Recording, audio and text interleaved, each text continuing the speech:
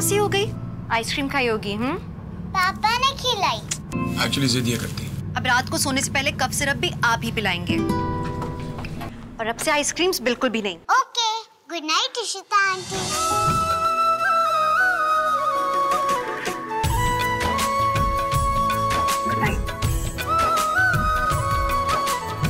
ये है मोहब्बतें, इस बुधवार से सुबह 8 बजे स्टार प्लस पर।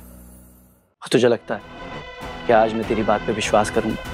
अगर आज मैंने तेरी बात पे विश्वास किया ना तो मेरी सबसे बड़ी बेवकूफ़ी होगी। तू मतलब एकदम ऐसे बातें कर रहा है जैसे कि तूने कभी कॉलेज में मुझसे पंगा ही नहीं लिया हो।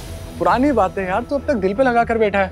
वक्त के साथ लोग बदल जाते हैं क्योंकि वो अपनी गलतियों से सीखते हैं। लेकिन डीजे, तुझे देखकर नहीं लगता कि तूने अपने गलतियों से कुछ सीखा होगा। अब भी उतना ही गुस्से से भरा हुआ जितना पहले था। देख डीजे, वो बचपना में पीछे छोड़ चुका हूँ और बेहतर होगा कि तू भी छोड़ दे।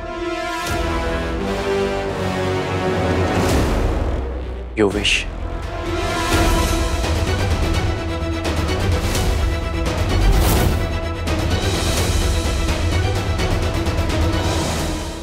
पागल हो गई है। अगर अनीशा घर पे चली गई ना तो बहुत बड़ा बवाल हो जाएगा। और इस वक्त ना तुझे कॉलेज में होना चाहिए और मुझे घर पे।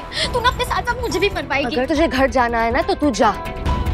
आज अगर मैंने अनीशा को नहीं रोका ना तो वो मेरे और दिग्विजय के बीच के रिश्ते को दीमक की तरह खा जाएगी। और मैं सब जानते हुए ये नहीं होने दे सकती। रानी, रानी मेरी बात तो सुन रानी। थैंक गॉड अनीशा यहाँ पे नहीं है। बाहर गई होगी। आने दे उसे। आज तो उसके साथ बात करके सब फाइनल करके यहाँ से जाऊंगी। ये रोज रोज का स्ट्रेस ना मैं नहीं ले सकती। अरे मेरी रानी, काम डाउन। तू फालतू का स्ट्रेस ले क्यों रही है? ठंडे दिमाग से सोच। अभी अभी एक प्रॉब्लम से बाहर निकली है, अभी दूसरे प्रॉब्लम में घुसने की तैयारी ऑलरेडी शुरू कर दी तूने। रानी, तू शायद भूल रही है लेकिन तू एक स्टूडेंट और अनीशा पूरे हॉस्पिटल चेन की एमडी, जहाँ तेरा पति काम करता है। क्यों फालतू में उससे पंगे ले रही है? खामखा उसने कुछ भी कर दिया तो बहुत बड़ी प्रॉब्लम हो जाएगी।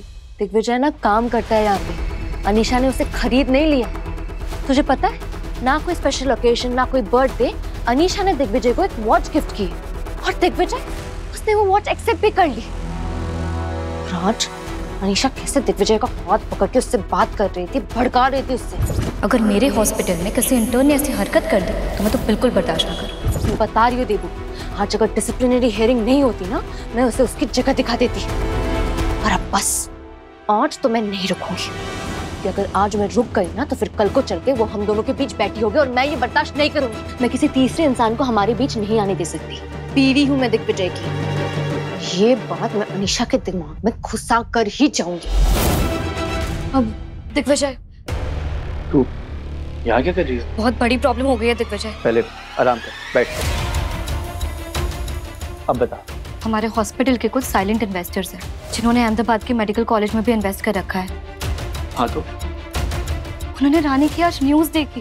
रानी ने हियरिंग में जो स्टेटमेंट्स दिए हैं कि हमारा हॉस्पिटल अंडर स्टाफ है, यहाँ पे ऑन ड्यूटी डॉक्टर्स अवेलेबल नहीं है, वगैरह वगैरह, ये सब सुनकर वो बहुत नाराज है। शायद इन्वेस्टमेंट भी खींचने की बात कर रहे हैं।